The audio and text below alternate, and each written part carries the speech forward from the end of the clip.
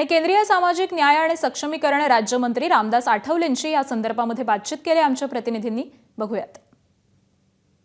माझ्यासोबत बोलण्यासाठी केंद्रीय नेते रामदास आठवले साहेब आहेत। आठवले साहेब, काही क्षुल्लक चुकांमुळे केंद्रीय ओबीसी यादीतील अनेक जवळपास 27 अशी जाती आहेत ज्या आरक्षणापासून वंचित आहेत। काय नेमकं पावलं उचलायला हवीत?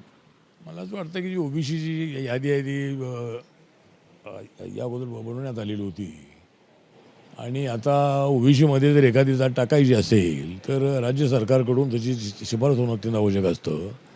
जर आपल्या राज्यामध्ये अशा काही जाती राहिल्या असतील तर राज्य सरकारने आमच्या मंत्रालयाकडे तो प्रस्ताव पाठवला पाहिजे आणि मग त्यानंतर मग आमची जी कमिटी आहे ती कमिटी त्याचा अभ्यास करते आणि त्यानंतर जर त्या जातींचा त्यामध्ये अंतर्भाव होणं अत्यंत आवश्यक आहे असं आमच्या मंत्र्याला वाटलं तर आम्ही त्यामध्ये ॲड करतो आणि त्यासाठी मग मंत्रिमंडळामध्ये तो विषय पास होतो, त्याचं बिल बनतं आणि लोकसभेमध्ये राज्यसभेमध्ये जी चर्चा होते आणि त्याला मान्यता मिळते। तर आता मी राज्य सरकारशी संपर्क साधतो आणि त्या कोणत्या जाती राहिलेल्या आहेत त्या जातींची यादी जी आहे ती यादीवर पाठवली तर नक्की त्याचा विचार करू आम्ही त्याचा। सर, आमच्याशी बातचीत केल्याबद्दल व्हिडिओ जर्नलिस्ट रोहित कांबळेसह मी सूरज सावंत, एबीपी माझा, मुंबई।